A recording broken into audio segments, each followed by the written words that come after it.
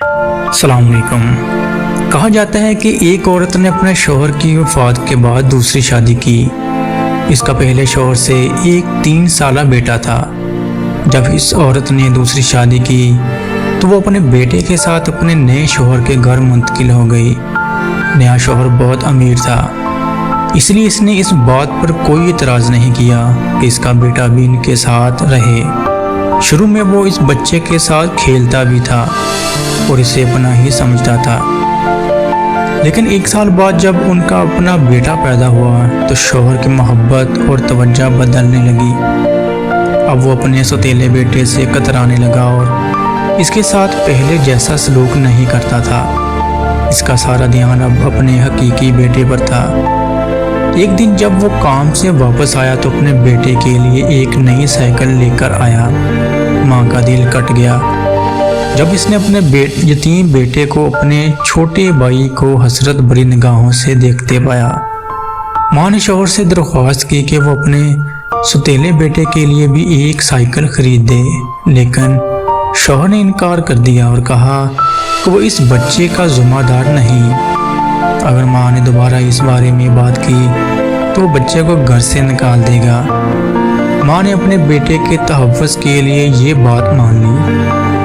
वक्त गुजरता गया और दोनों बच्चे बड़े हो गए। शौहर ने अपने हकीकी बेटे को एक बेहतरीन प्राइवेट स्कूल में दाखिल करवा दिया, लेकिन सौतेले बेटे के लिए कुछ नहीं किया।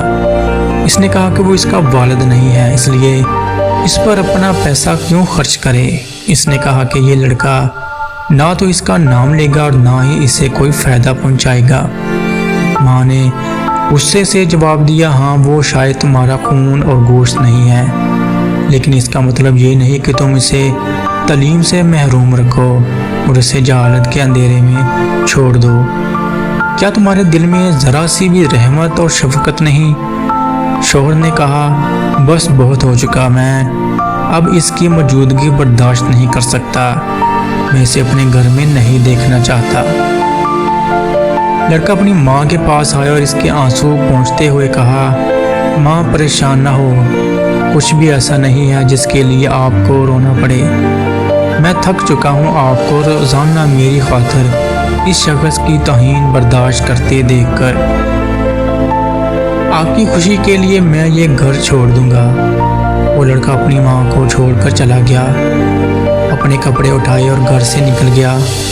माँ का दिल जैसे आग में जलने लगा। इसके दिमाग में सवालात उठने लगे कि इसका बेटा कहाँ जाएगा, कहाँ रहेगा, कहाँ खाएगा, और अगर वो बीमार पड़ गया तो कौन इसकी देखभाल करेगा।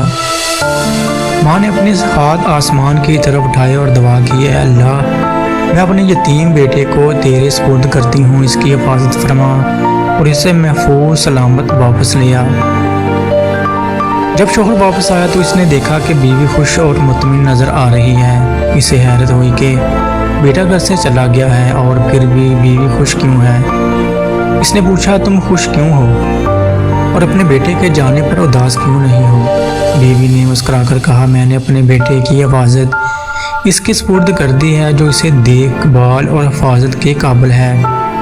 वो जो कभी थकता नहीं और कभी नाउम्मीद नहीं होता, और वो बगैर किसी उजर के सब कुछ कर सकता है। शौहर ने हैरत से पूछा, वो कौन है? बीवी ने कहा, अल्लाह।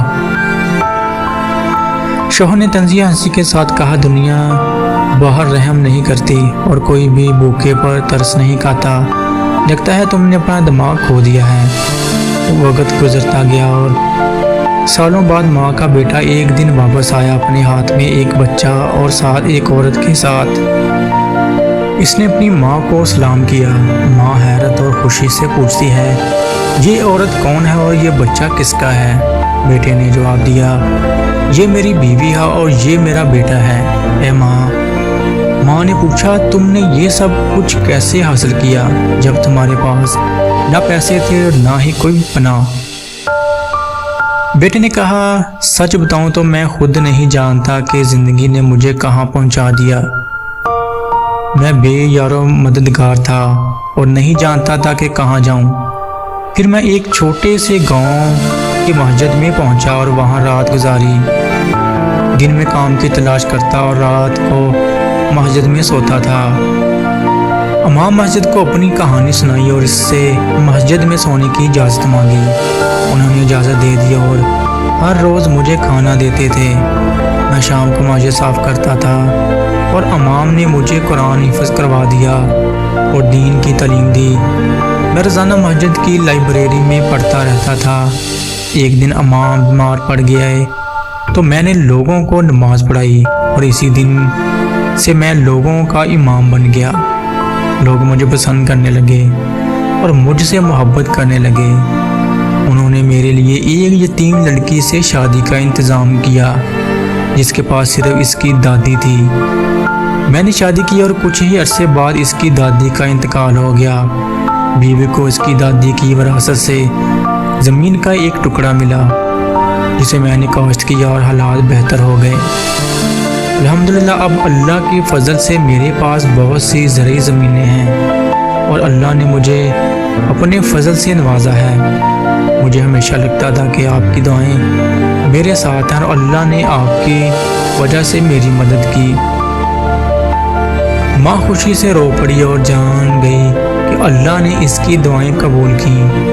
اس نے اپنے پوتے کو گلے لگایا اور بیٹے نے ماں کے ہاتھ چومے، لیکن شوہر کو یقین نہیں ہو رہا تھا کہ ایک دن وہ لڑکا ایک کامیاب اور امیر شخص بن کر واپس آئے گا۔ سبحان اللہ، اللہ ہی رازق ہے اور جسے چاہے بے حساب نوازتا ہے۔